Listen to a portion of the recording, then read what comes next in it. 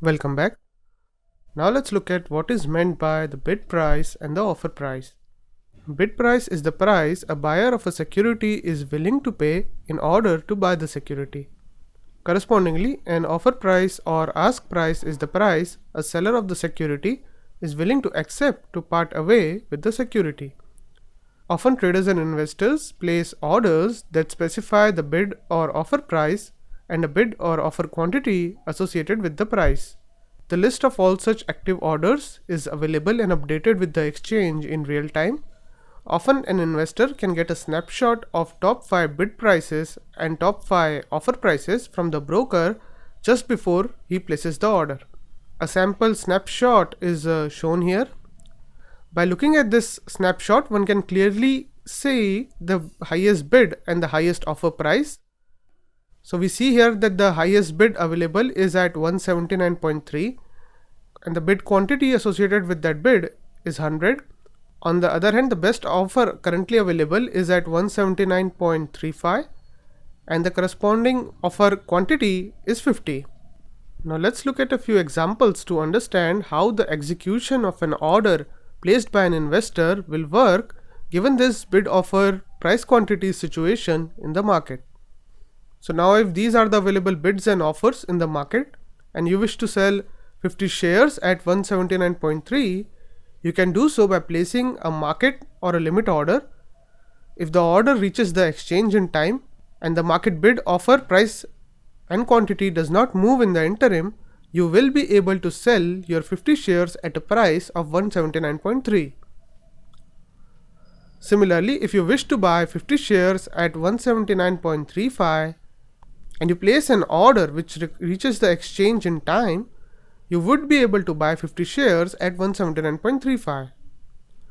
Now instead, suppose you place a market order to buy 100 shares and the market bid offer price quantity does not move by the time your order reaches the exchange, you will be able to buy 50 shares at 179.35 since only 50 shares are available at that price and another 50 shares would be bought at 179.4 as that is the next best offer available in the market at the time.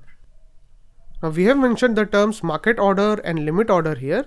So now let's look at the various order types that are commonly used in the stock market. Now the purpose of entering any order is to execute a trade in a particular stock or security. The investor enters a buy order in order to buy a security so that he can own the security.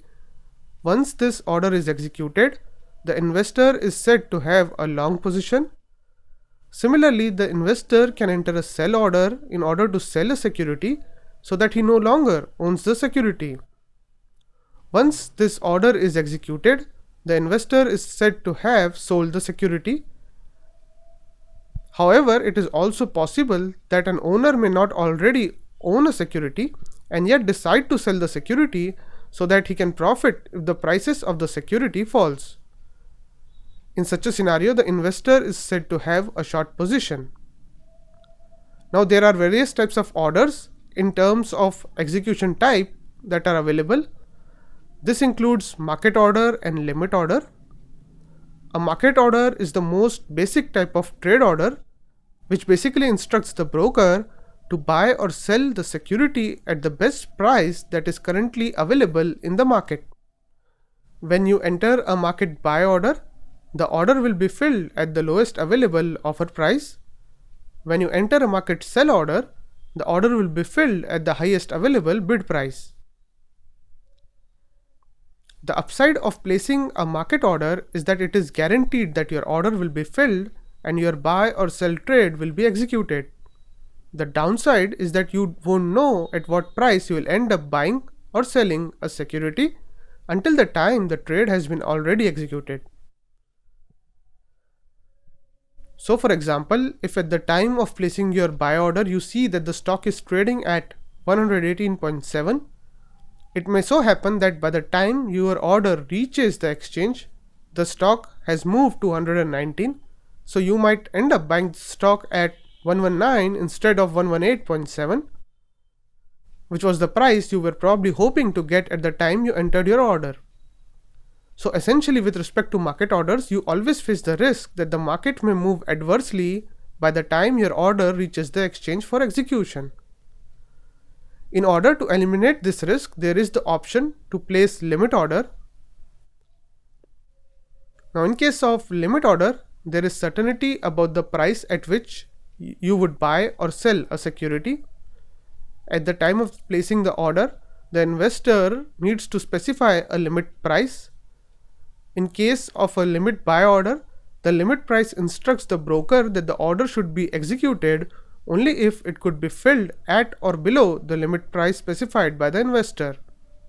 Similarly, in case of a limit sell order, the limit price instructs the broker that the order should be executed only if it can be filled at or above the limit price specified by the investor. With respect to limit order, while there is certainty about the price at which the order will be executed, at the same time, there is no certainty whether the trade will be executed at all. This is so because by the time the order reaches the exchange, the price of the security may have moved, and so it may not be possible to fill the order within the limit price specified within the order. For example, when you place a limit order with limit price of 100, and by the time the order reaches the exchange, the price of the security has moved to 101, the order cannot be filled as it is not possible to buy the security within the limit price of 100. There is also another type of order which is known as the stop loss order. A stop loss order is used to limit loss on a trade by specifying a stop loss price for an existing trading position. Once the security's price reaches the stop loss price, the existing trading position is closed out by the broker, thus limiting the loss to the investor. For example, if you are long 100 shares of a company A at 20 and you don't want to hold it anymore if the prices fall below 18, in such a scenario, you can place a stop loss order with your broker with a stop loss price of 18. If the prices reach your stop loss price of 18, the broker would automatically sell your 100 shares and close out the position so that you don't suffer further loss if the prices continue to slide below 18. With this, we have completed the basic terminology that you should be aware of in order to execute trades with your broker. Next, what we are going to do is address the topic on how do you go about selecting a broker.